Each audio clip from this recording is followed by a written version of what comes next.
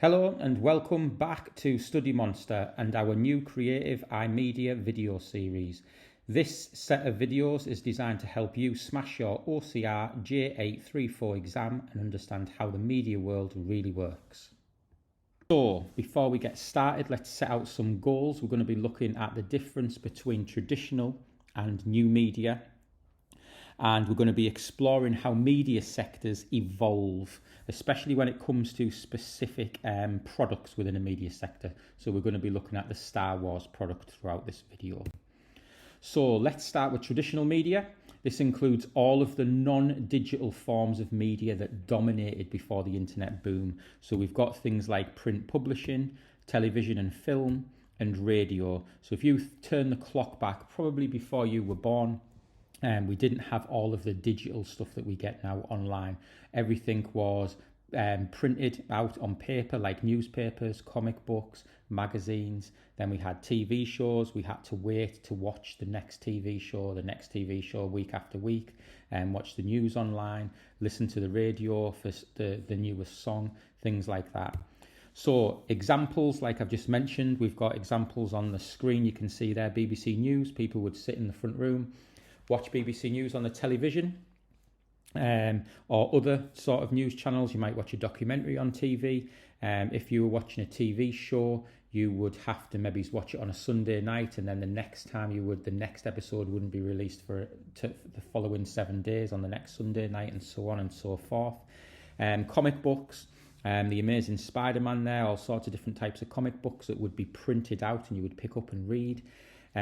Print publishing, an example of a film poster outside of a theatre. So a big billboard advertising the newest film. Newspapers, still get them now, but probably not as popular. So these are all traditional media products. So usually one-way communication is a good characteristic of a go-to for traditional media. So it's one-way communication. These companies have created a product that will allow the audience to consume it one way. So it's usually one-way communication. So it's made by producers and then consumed by the audience, and there's very limited interaction. Distribution costs for printing and broadcasting can be high though, so disadvantages and advantages as with everything. New media. So we're going to switch to new media now, where probably, if you're being honest, you spend most of your time. So you're there right now on YouTube. So new media refers to digital, interactive and on-demand content. So it's distributed through the internet and it's digital technology. So anything from the digital world. So digital publishing, interactive media, computer games, the internet, all of these things are all examples of new media. So some examples on the screen, we've got social media accounts where you can interact, post comments, like things like that. YouTube, you can make your own videos. Video games like Minecraft, BBC News, which if you think back to a traditional media source would have been on the television. Now we've got websites for BBC News. We've got radio. We've got digital broadcasts in terms of BBC News is also on YouTube. So there's all sorts of different ways. So the big difference is audience are no longer just consumers. It's no longer just one way. They're now participants. So we can like, share, comment, remix, and even create our own media content. So the shift has completely changed how media is produced, distributed, and consumed by the audience. So traditional media, new media. So evolution then of media sectors. So how do these media sectors evolve? So the key word here is convergence. So that is the blending of different forms of media and technology. So blending has created cross-media platforms where one product exists across multiple sectors. So if you think about Marvel and comic books, which were a print publishing media sector. So they would print comic books, sell them in shops. People would go to the shop, buy a comic, take it home and read it. Marvel have now crossed over into things like film and video. They've got websites, they've got video games, and even social media campaigns, all part of one connected universe. So evolution of social media sectors, newspapers now have their own online versions where you can just load up a website and read through a digital version of a newspaper. Newspapers also push out content on social media channels, so you're just reading one specific story, you don't have to read the whole thing. Radios, so radio shows are now broadcasted as podcasts. TV broadcasters use apps and YouTube channels to reach new audiences that they couldn't have traditionally in the front room on a television set.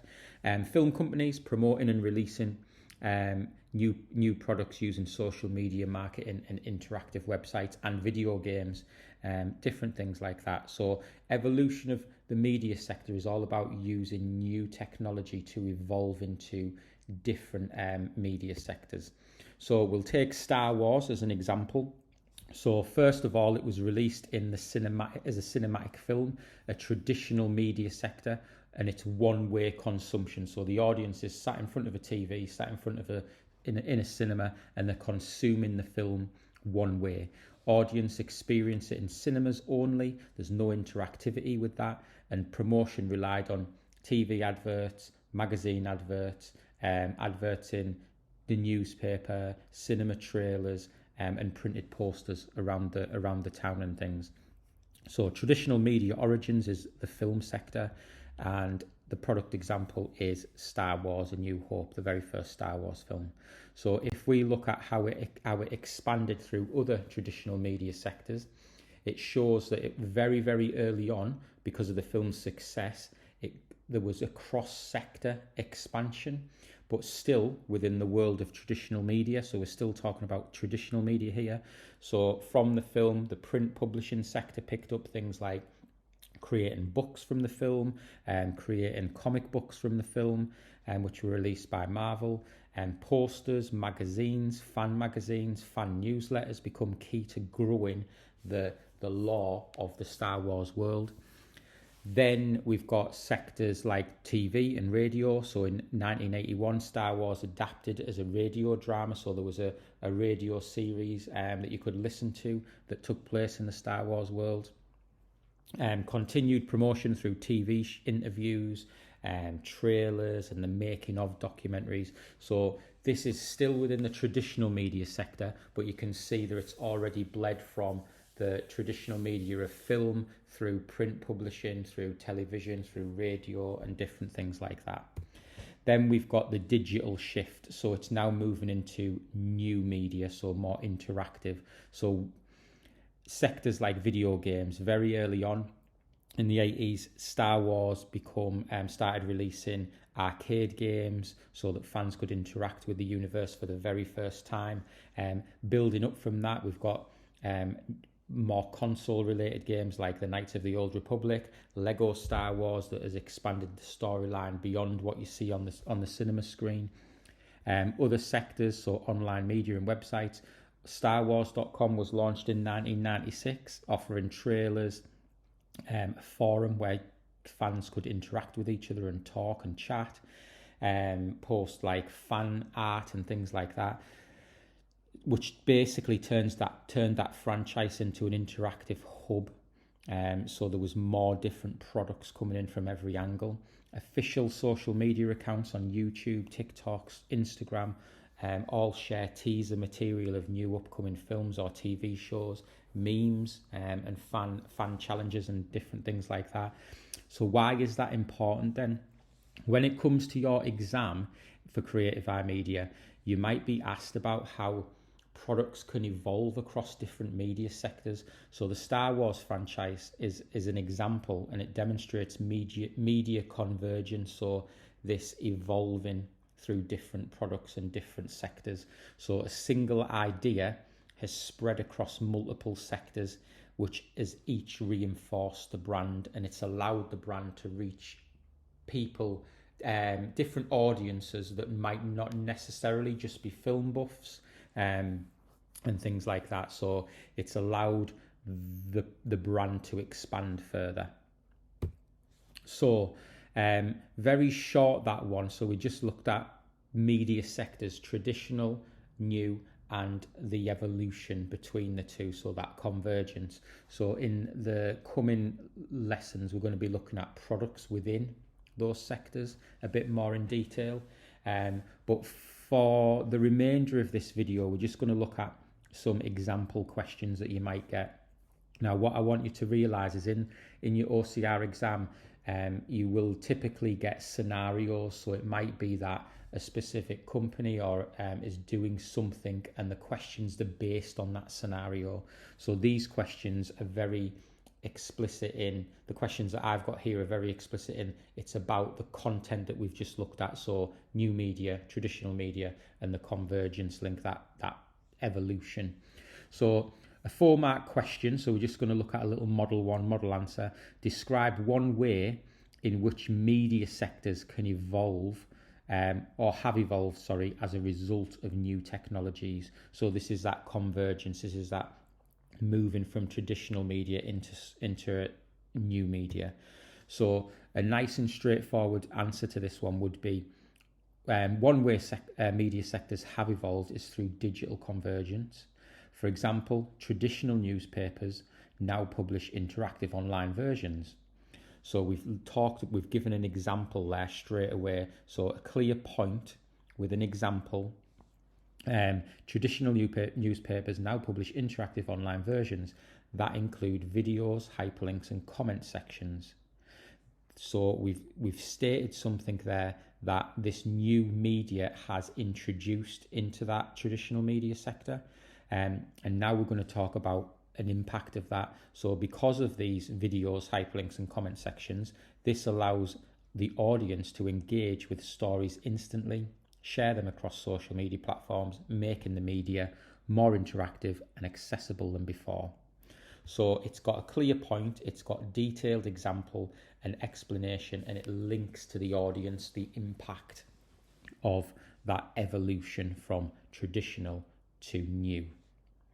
So 3 questions for you to have a go at. So drop your comments, drop your answers into the comment section below. So for a nice easy bronze question, so 2 marks, so name 2 examples of traditional media. So this is just a state question, so the examiner wants a precise definition. So name or state is just a precise response to this question. They don't want you to waffle on and explain it or describe it. They just want you to name it. So pause the video here and have a go. Right, so print publishing and radio. So you could have picked any of the 4 that we mentioned at the very beginning of the video. So why that's right? So it's very clear, it's factual, and it just names 2 sectors directly linked to traditional media. So knocking it up a level to level 2, so a silver question. Explain how one traditional media sector has changed due to new technology. So we're talking about that convergence now, that cross the use of digital technology. So pause the video here and have a go.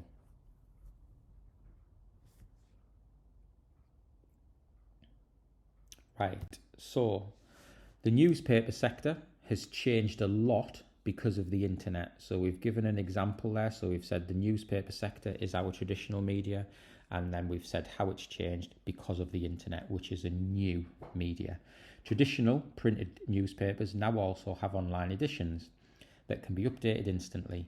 Readers can comment, share stories, and access multimedia content like videos and photo galleries. So why that is right then?